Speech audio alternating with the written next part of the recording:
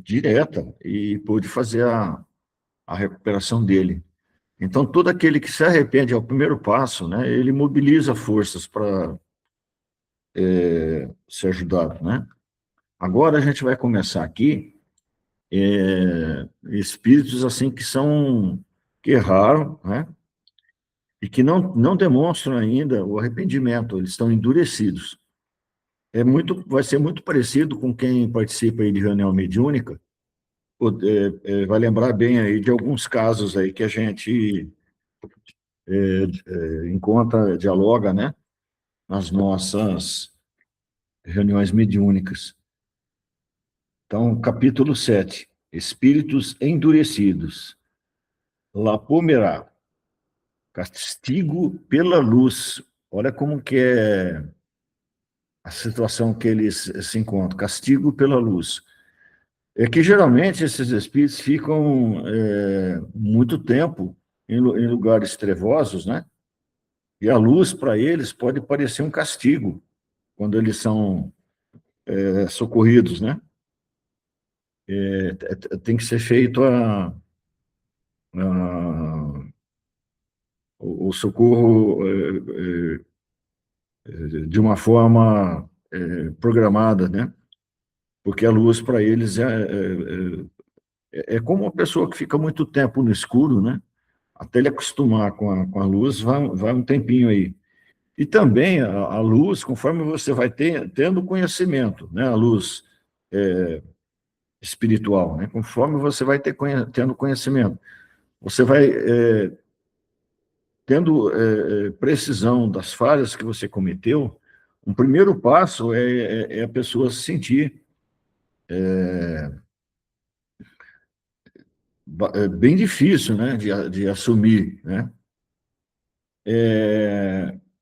E terceiro, que a gente pode ver, quando a gente estudou os livros do André Luiz, os espíritos que estão nesse estágio, eles, de uma certa forma, sabem, né, que está aí e encarar o acerto com seus débitos é, é, é difícil. Então, muitos se mantêm, né, em organizações no plano espiritual, etc., adiando, né, porque sabem que vão ter que se prestar contas, né?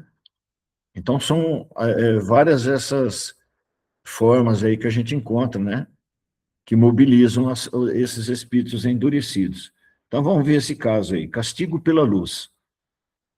Numa das sessões da Sociedade de Paris, onde se discutira a questão da perturbação que geralmente se segue à morte, um espírito ao qual ninguém aludira e não se pensava evocar, se manifesta espontaneamente pela comunicação seguinte.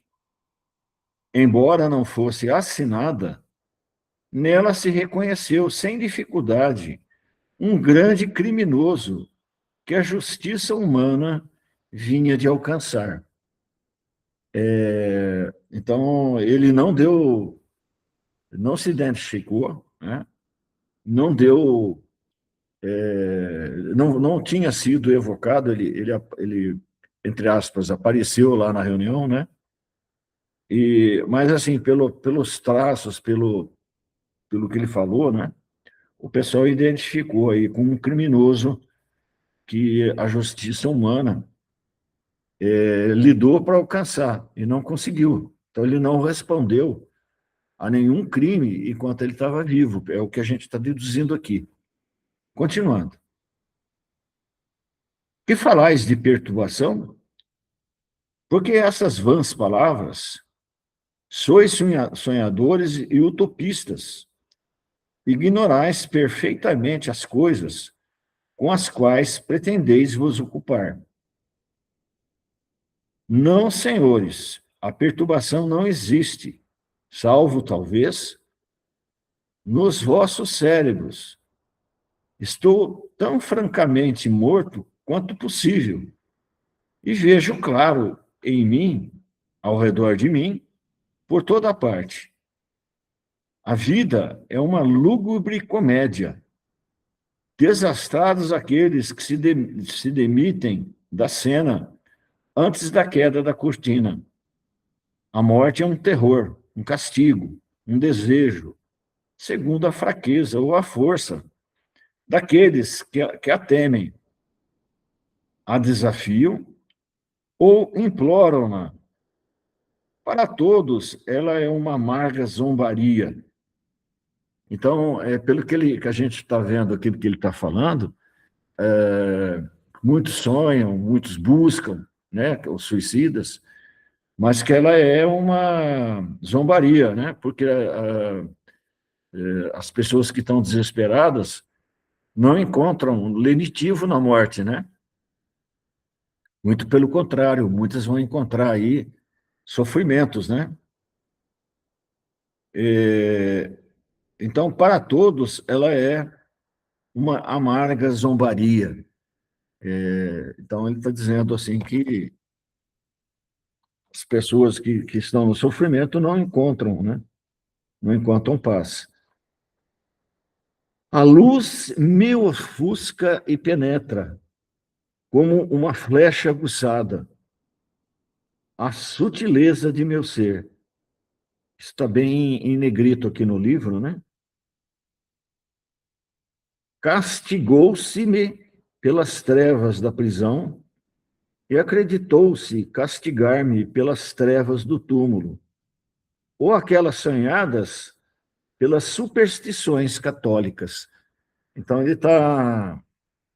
talvez ele tivesse uma formação católica e ele está dizendo, de uma forma até de zombaria, né, que as trevas ainda continuam, né, e a luz, ao invés de uma certa forma, trazer um pouco de consolação, ela humilha, ela agride, ela traz aí a força de uma seta, de uma flecha aguçada, né?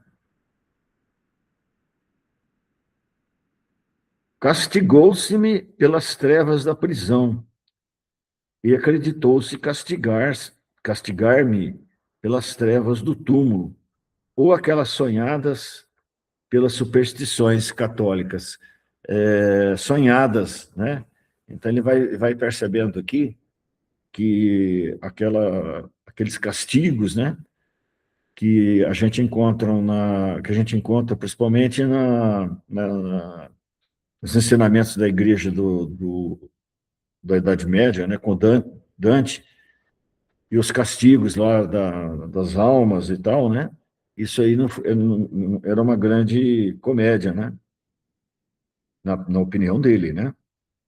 Pois bem, sois vós, senhores, que suportais a obscuridade, e eu, o desgraçado social, plano acima de vós.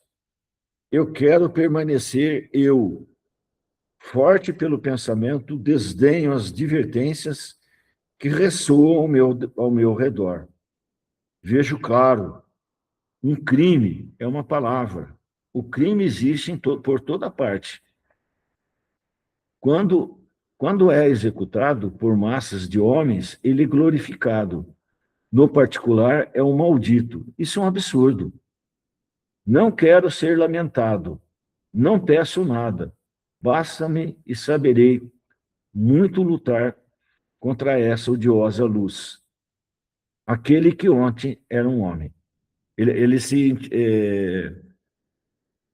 identificou assim, né? Aquele que ontem era um homem. E ele está levantando aqui o crime, quando é feito por um grupo de pessoas, né? Um, um júri, um grupo, né? Ele é glorificado, ele é colocado como justiça. Quando ele é feito por uma pessoa, como um particular, essa pessoa é um maldito, né?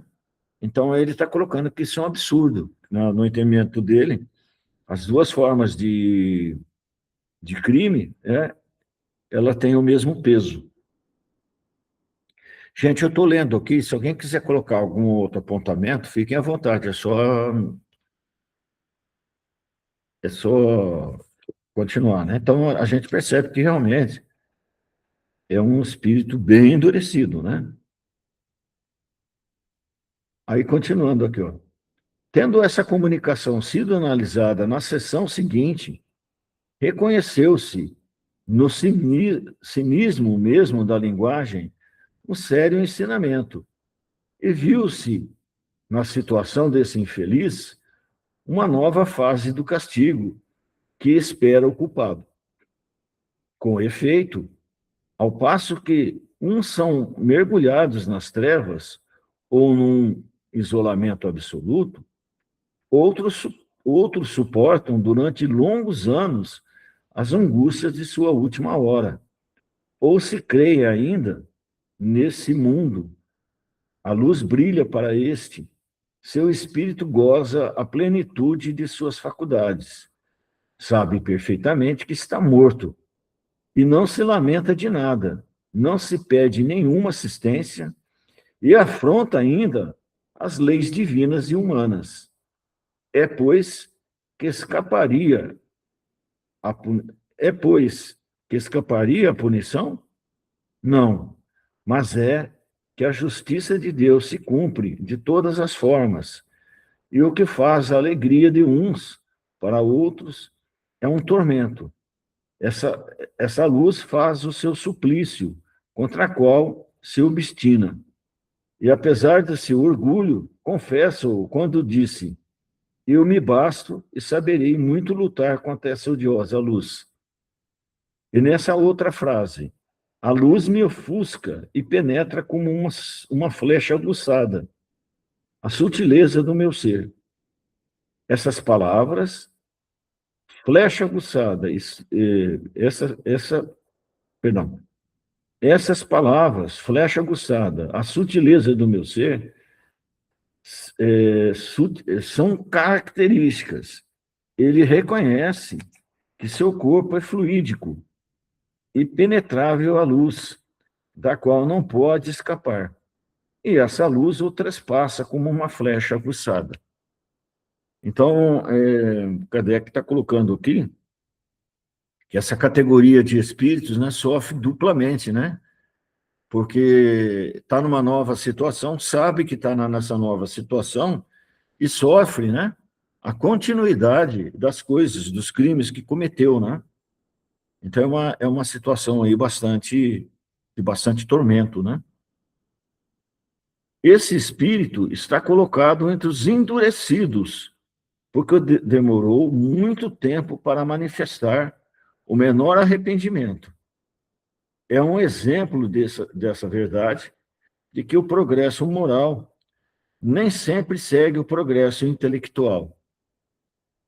Pouco a pouco, entretanto, ele melhorou e deu comunicações sabiamente raciocinadas e instrutivas. Hoje pode ser alinhado entre os espíritos arrependidos.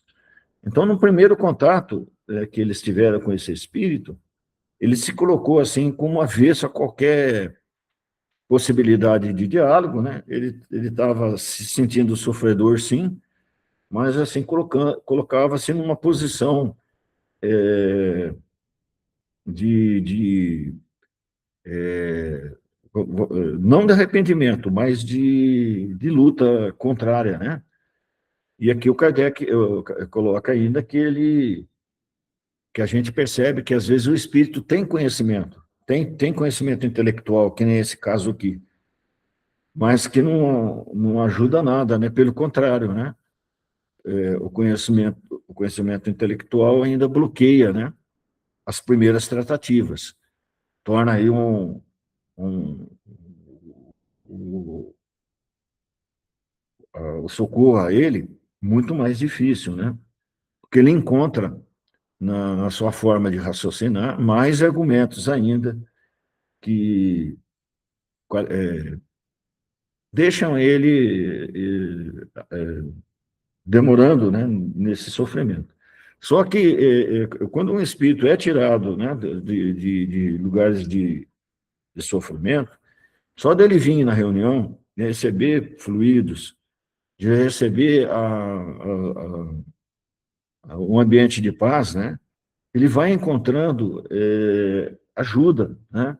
Quando a gente pensa que o espírito que vem na nossa reunião, ele foi, já acabou de vir do plano espiritual e já está lá dando comunicação, nem sempre é assim.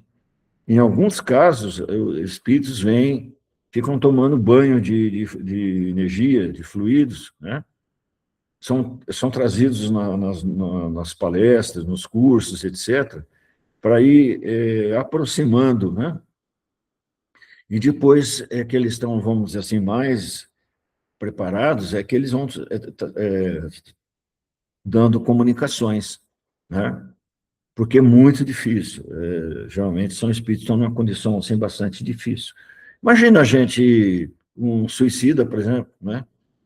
Que está lá bastante tempo de sofrimento, tal, ele tem que fazer um banho de energia muito grande, né? Para ele não trazer também nenhum prejuízo ao médium, né? E principalmente no caso desse aqui, que ele está endurecido, né? Então o trabalho tem que ser.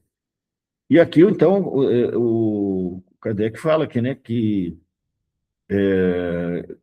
depois ele começou a trazer comunicações um pouco mais raciocinadas, né, e um pouco mais instrutivas.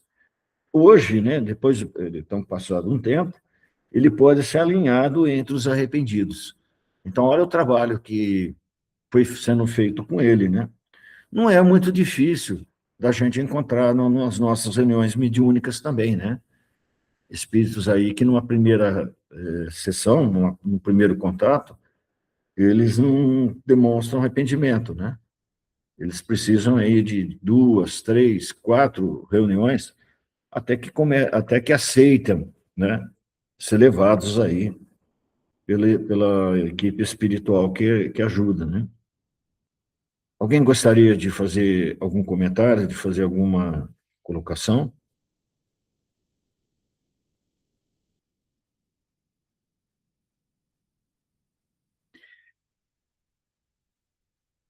Fábio, Fausto, Nilson, vocês não querem? Eu vou continuando aqui. Tem alguém acompanhando aí no livro? Eu estou acompanhando, viu? Estou Eu acompanhando no também. livro. Eu também. Né? Essa tradução é do Guilom. O meu livro é desse. Tá batendo certinho, né? É que o do Antônio é diferente. O meu não bate com o do Antônio. O meu tá batendo com o seu livro. Até Tá bom. gosto, porque é ruim quando a gente lê e tá diferente, né? Quer comentar Tá me alguma coisa? ouvindo, Genivaldo? Você tá me Tô ouvindo, sim. Genivaldo? Tô sim. Não, eu ia comentar assim que os espíritos endurecidos, eles são mais difíceis, né, de atender, porque os arrependidos já vêm com uma carapaça mais molinha, né? Esses Ele, endurecidos, eu estava vendo aqui que ele fala assim que a perturbação para ele não existe, né? Interessante isso daí. Ele nem chegou ainda na perturbação. Ele está assim certo do que o que ele fez, ele vai continuar, ele acha que não existe. E aí ele fala também, né, que é uma amarga zombaria, né, a a religião. luz. Eu achei, aí Mas o interessante é que a luz, né, a luz ofusca. Essa luz aí é que é interessante, que ele não machuca ele, né? Ele não quer ver, ele não quer enxergar, né? A impressão que dá é essa. Ele não quer enxergar. É duro mesmo, duro na queda. A gente na reunião tem muito desses, viu?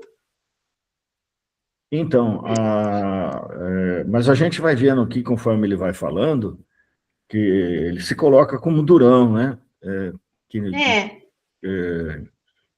colocando os ensinamentos da igreja né, de uma forma de pilhéria, né? mas a gente percebe que ele está... alguma coisa ele está mexendo com ele, né? Senão ele não estaria Sim, lá na reunião, não é? com certeza. Mas, como eu falei, só a aproximação no ambiente já vai ajudando, né? Já vai amolecendo o espírito. Sim, é isso mesmo. Continuando. Quer ler, Nilzan, uma voz feminina? Ah, tá bom você lendo, mas você quer ler um pouco. Lê um Tá me pedacinho. ouvindo bem? Tô, Tá me ouvindo bem aí? Então, tô. estava aqui na. O Fausto quer falar No... alguma coisa? Então, Danivaldo, quanto a esse caso, ah, os espíritos encarregados de acompanhar esses casos, né, eles vão preparando esse espírito muito, muito, muito antes. Eles têm pessoal, têm espíritos especializados nisso, que vão se aproximando, até que, quando ele chega, ele está pronto para ser ajudado, embora ainda ele esteja com todos esses sentimentos que ele coloca, com dificuldade da luz, das coisas que ele sente, mas ele já está pronto. E aí, normalmente, ele é trazido para as reuniões. E, às vezes, esse processo de preparação desse espírito para ser trazido demora anos. Né? Eles vão preparando eles. Há alguns anos atrás, ocorreu um atendimento na quarta A, de 3 casais que estavam um tipo de masmorra, e eles vinham sendo preparados, é, eles já estavam quase em processos de transformação, animalizados. Então a equipe espiritual encontrou um espírito que se predispôs a ficar quase do mesmo jeito que eles e se aproximando deles, e entrou nesse grupo e começou a preparar eles para vir para a reunião. É muito difícil, realmente, porque muitas vezes a preparação para trazer eles precisa ser tirada à luz. Eles vêm como se eles estivessem cobertos, para não afetar mais eles, né? Mas é um trabalho muito bonito da equipe espiritual. Lá no nosso lar, se vocês lembram, tinha as câmaras retificadoras, né? Câmaras retificadoras. O estrago que esses espíritos eram trazidos do umbral é tão grande que tinham que recompor o perispírito, né? Você pega, por exemplo, ovoides, né? Eles perderam toda a parte perispiritual. Então, eles têm que... Eles não têm condição de comunicar, né? Eles estão num ponto como se estivessem dormindo, né? Então, é um trabalho muito grande. Tem que retificar primeiro, para depois ele conseguir vir e dar comunicação no centro, no trabalho, né? E assim também com aqueles espíritos que perderam, né, a sua organização, né? O André Luiz vai falando, né? Dependendo das regiões que se vai, tem espíritos nessa condição, né? Então, tudo que a gente pode fazer é preces, né? E, mais de uma vez, né, ele narra que as equipes socorristas regulam a intensidade da luz ao chegar lá, né? Para não ofender, para não machucar, né? Muito bem. Falar um pedacinho, então, Nilson? Então, vamos lá. Está ouvindo, né? É. Os espíritos na erraticidade estão, evidentemente, do ponto de vista das existências, inativos e na espera. Entretanto, pode espiar, desde que o seu orgulho, a tenacidade formidável e rebelde de seus erros, não os retenha, no momento de sua ascensão progressiva. Disso tendes um exemplo terrível na última comunicação desse criminoso endurecido, se debatendo contra a justiça divina que o constrange depois da dos homens. Então, nesse caso, a expiação, ou antes o sofrimento fatal que os oprime, em lugar de lhes aproveitar e de fazê-los sentir a profunda significação de suas penas, exalta-os na revolta e faz brotar neles esses murmúrios que nas escrituras, em sua poética eloquência, chama ranger de dentes, imagem por excelência, sinal do sofrimento humilhado, mas insubmisso, perdido na dor, mas cuja revolta é bastante grande ainda para recusar reconhecer a verdade da pena e a verdade da recompensa. Só um minutinho, vamos fazer um miudinho aqui. É um parágrafo grande. Os espíritos na erraticidade. Erraticidade, só para a gente lembrar, não é erro, tá?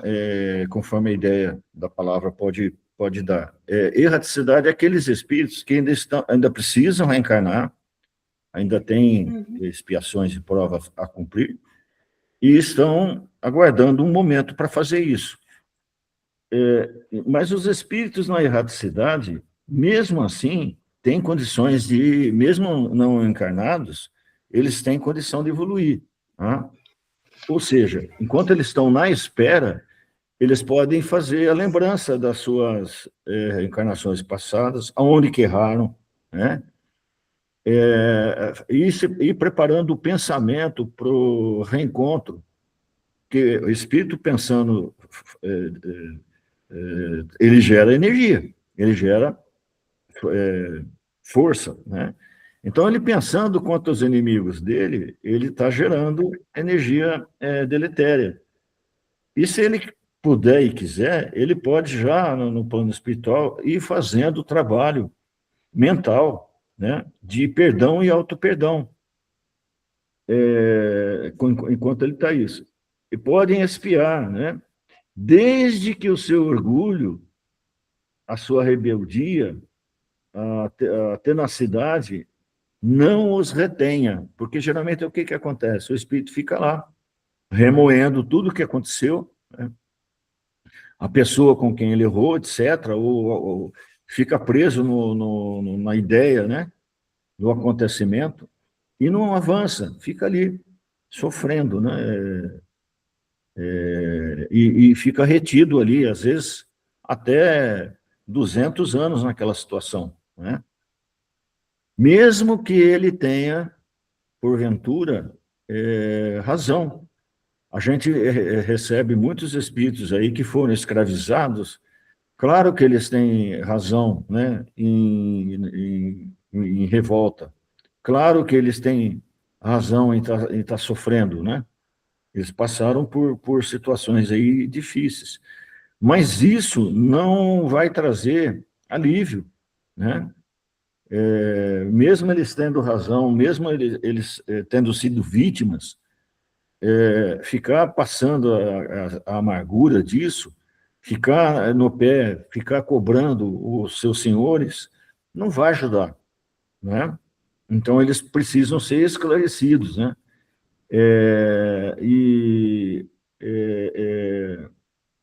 É um trabalho, né, de ascensão progressiva, tem que estar aqui colocado no livro. Aí ele fala, disso tendes exemplo, esse criminoso endurecido que se debateu, né, contra a justiça divina, até que vai, pouco a pouco, se preparando, se melhorando, né? E aqui, o Kardec falou que esse sofrimento, essa revolta, né? É o que o Cristo falava, né? Ele chamava de ranger de dentes. Aquele que fica de fora, né, da mesa, do jantar, da bem-aventurança, fica lá fora no sofrimento e no ranger de dentes. Então é isso, né? Fica demorando para fazer a sua melhora e fica ainda fazendo ranger de dentes, ou fica revoltando contra a justiça divina.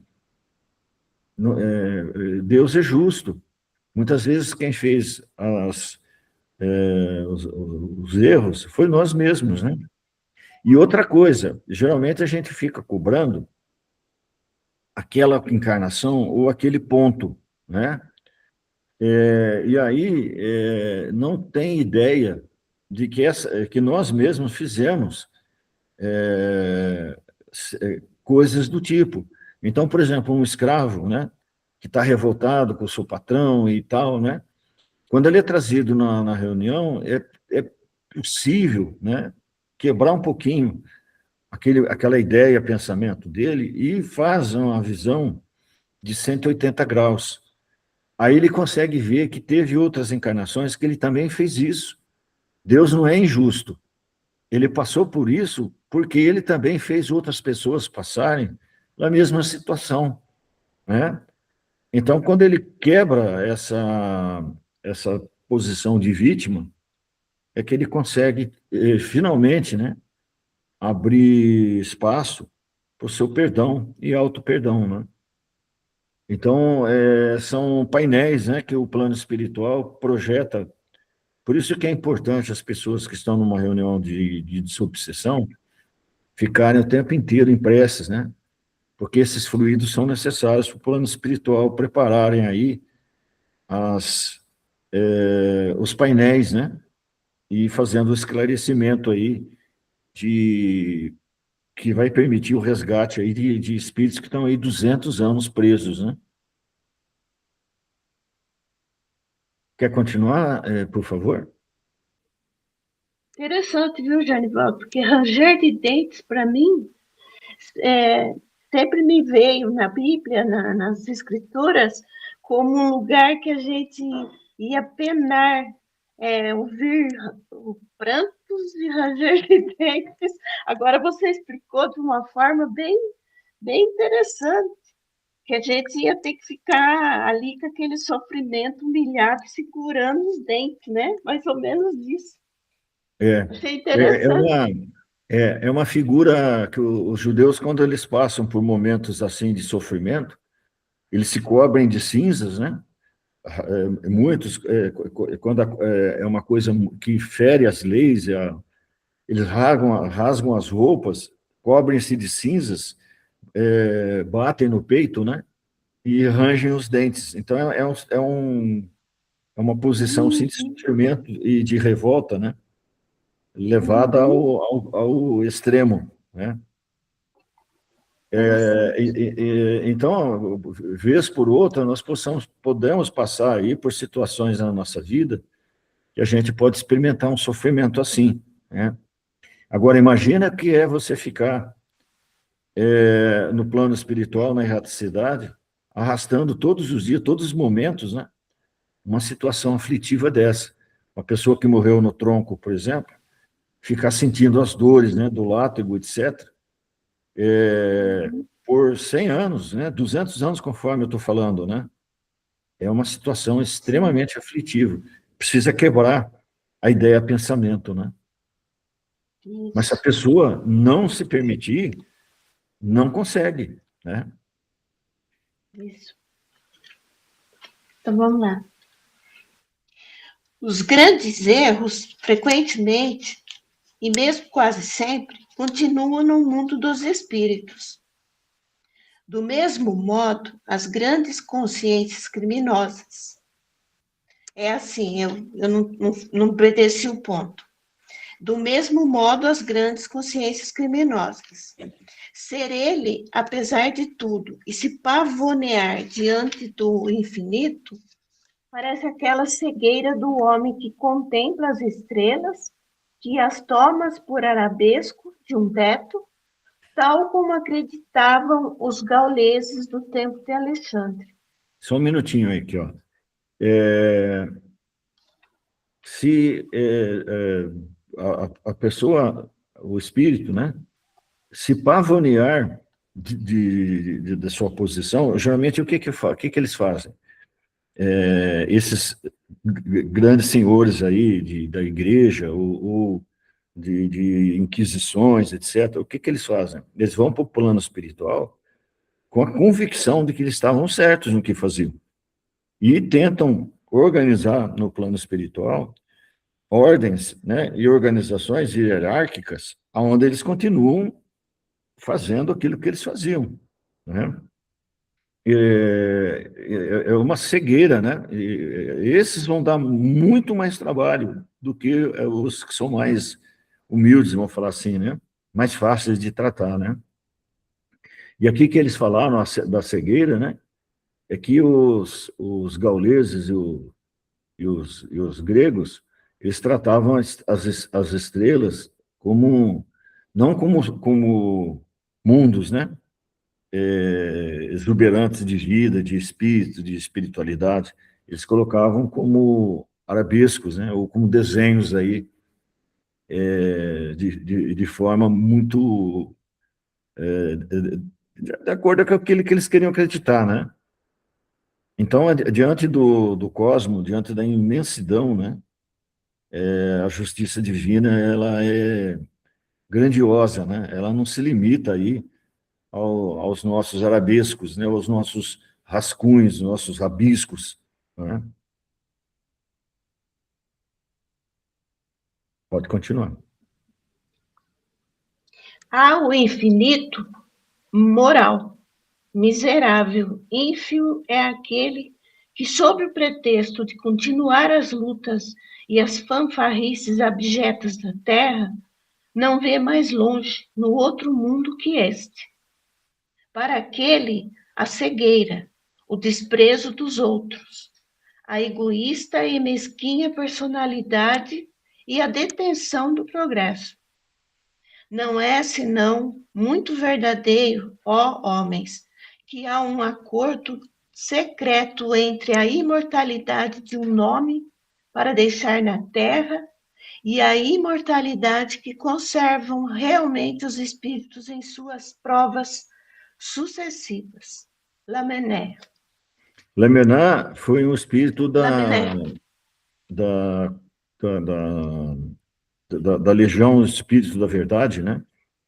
E de vez em quando ele deixa aí uma página, né? Para fazer esclarecimento, né?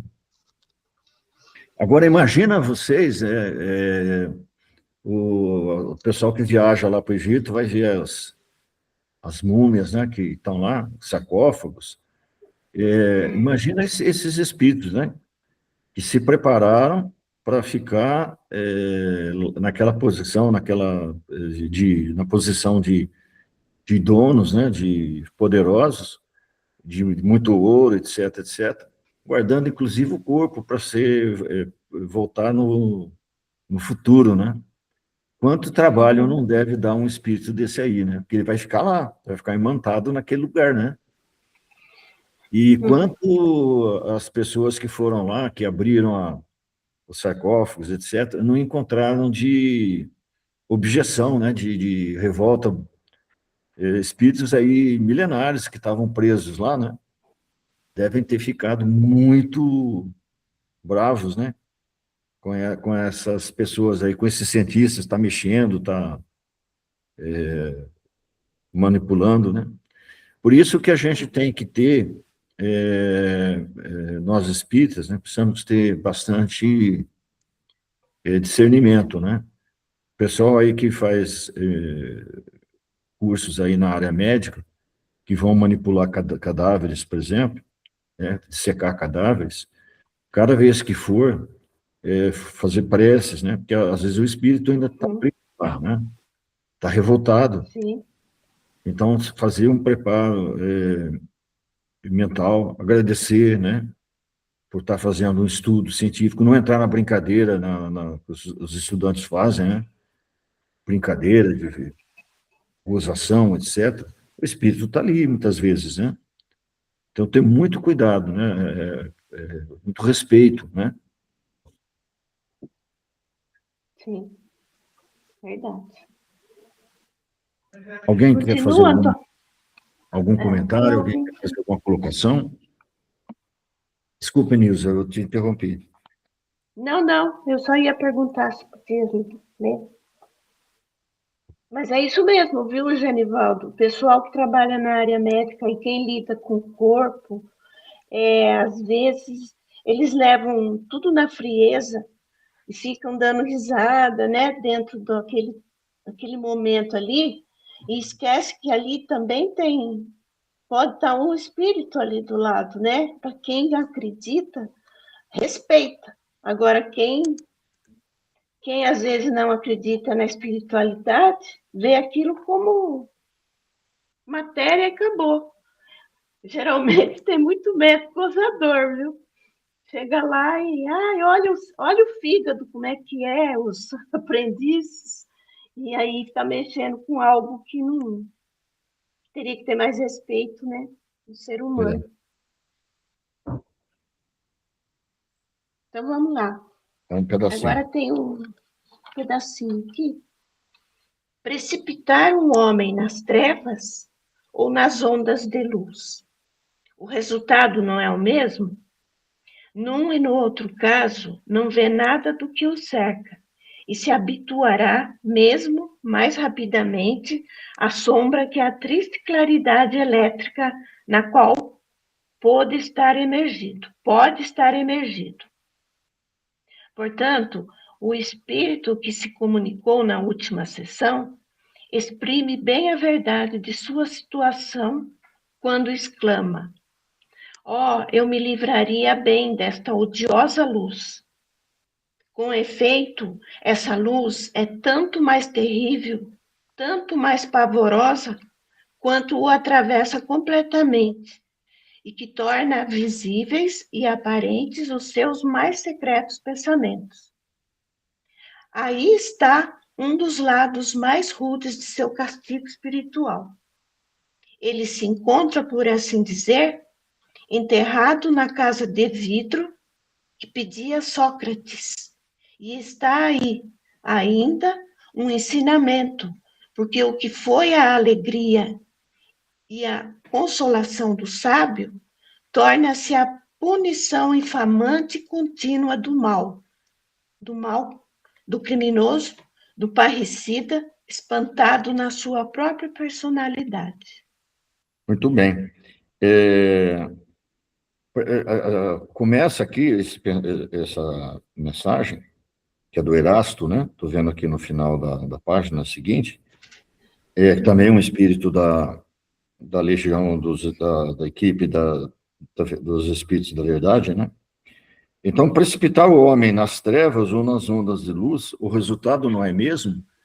O que ele está querendo dizer? Peraí, como? Claro que não, né? O que ele está dizendo? Que o espírito, ou nas trevas, ou na luz, né, colocado na luz, ele é resultante dos seus atos, da sua personalidade, do seu jeito de pensar, né?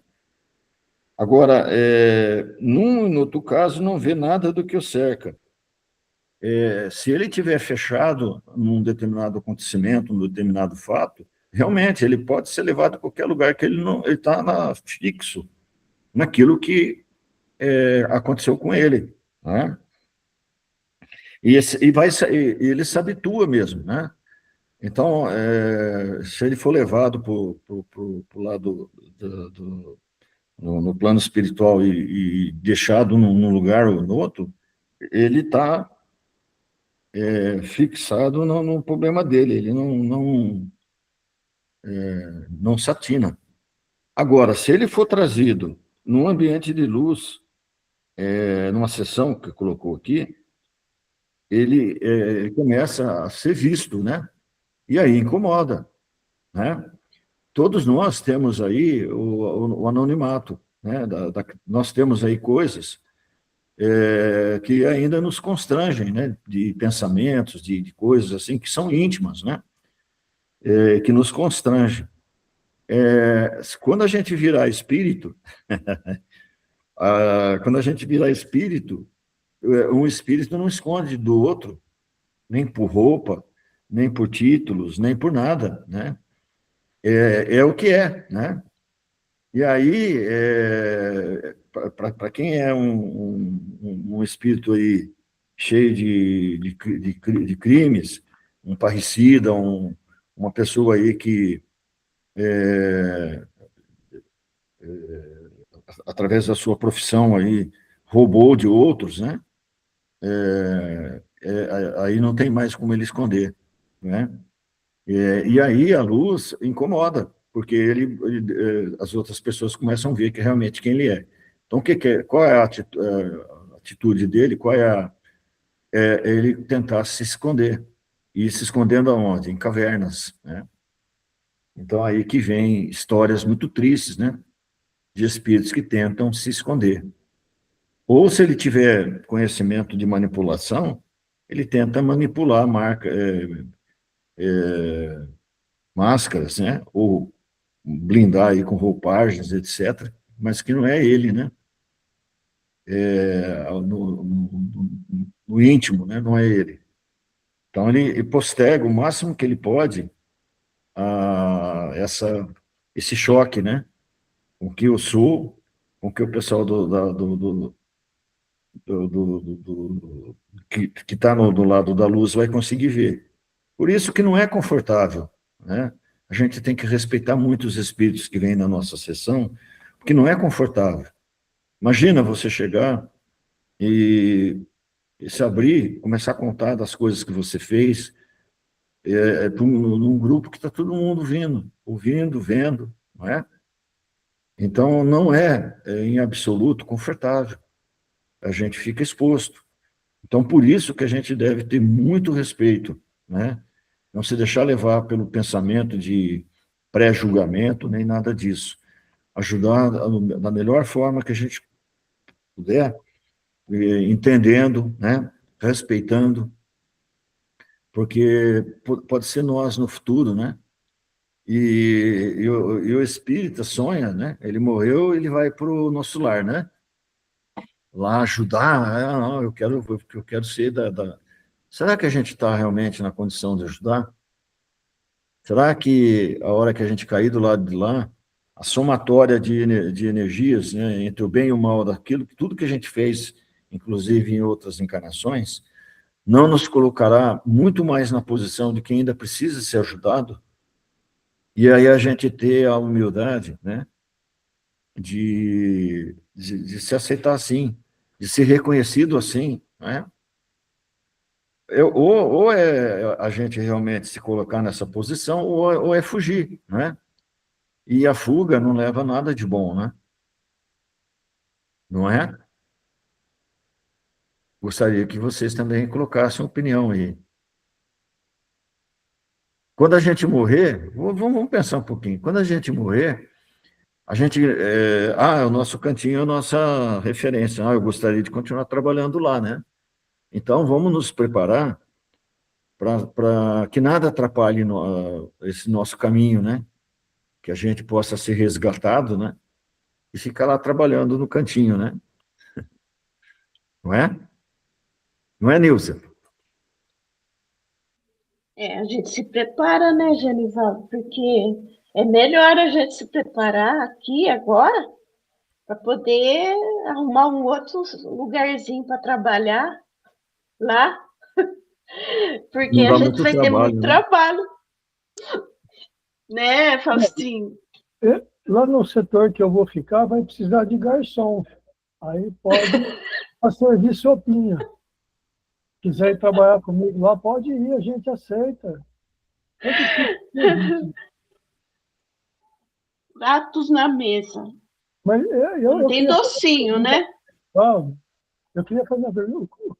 como é que é esse negócio de a gente, como é que ele falou, passar, a gente virar espírito? Como é que a gente vira espírito, gente? É que nem o He-Man, eu tenho a força, é assim, e aí você passa para o outro lado, é isso? Na hora que morrer, que desligar, os espíritos vêm aqui, desliga os laços do corpo, você vira espírito, não é? Não, você muda de estado, vamos dizer, Então, a gente mudar de estado. Passa para o estado gasoso. Ô, Nilson, aí vai poder passar na casa de sobremesa lá, ver os docinhos, e falar assim, agora eu não preciso mais, eu não tenho mais matéria, né? aí, de sobremesa vai ser aquele manjarzinho com ameixa e calda, né? Agora, de vez de sopa, vai vir assim uma sopinha de fubá com couve, vai vir uma polentinha com mussarela, né? E um molhinho Vai de ter nenhum franguinho, né? Nada de franguinho, né? não, se for assim, eles me expulsam da cozinha. Lá depois tem que reencarnar umas 10 vezes para pagar isso, aí vai se complicar. Tem que ser assim, coisa bem, né? Um caldinho de legumes, assim, bem caprichadinho. Né? Então, e sobremesa tem bastante, né? Um bolinho de frutas, né? Tem uma gelatininha. Então, nós vamos precisar de servidores lá para ajudar o pessoal que chega daqui a não ficar tão constrangido assim, né? Ficar mais alegre. Então, em vez de uma sopinha, uma aguinha rala, vai ter uma, né? É isso aí.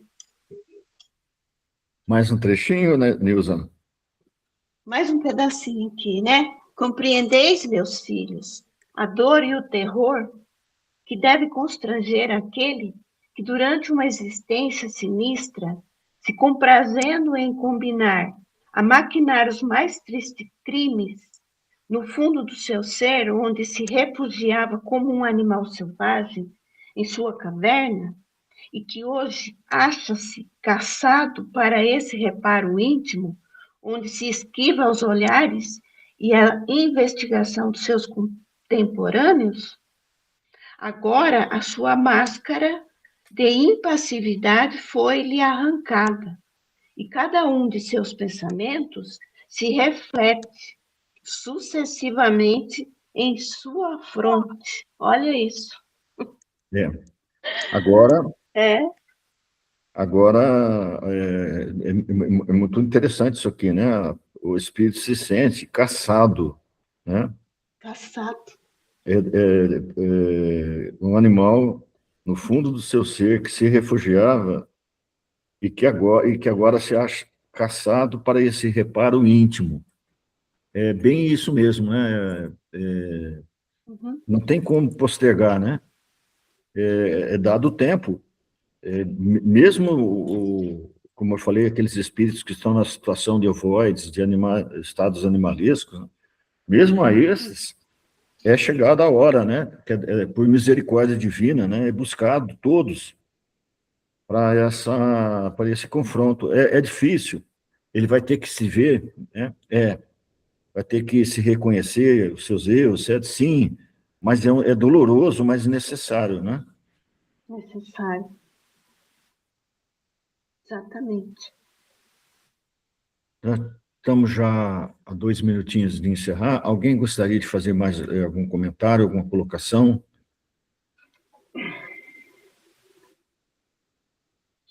Não? Acho que Então, Nilza, você que está com a palavra, faz a prece de encerramento, por favor. não, faço sim.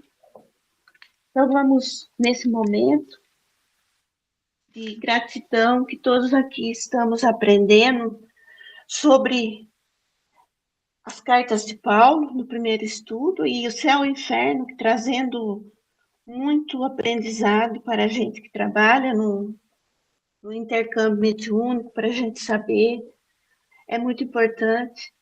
E através desse momento, com todos aqui seguindo a espiritualidade amiga que nos está sempre presente, a equipe do nosso cantinho, a gente agradece a Deus, nosso Pai, a Jesus, nosso amigo de todas as horas, que nos fortaleça, continue nos dando proteção e sempre conduzindo os nossos irmãos aqui nesse estudo, os nossos parceiros, e também aqueles que se disponibilizam a nos ensinar e dar um pouco do seu tempo para nós.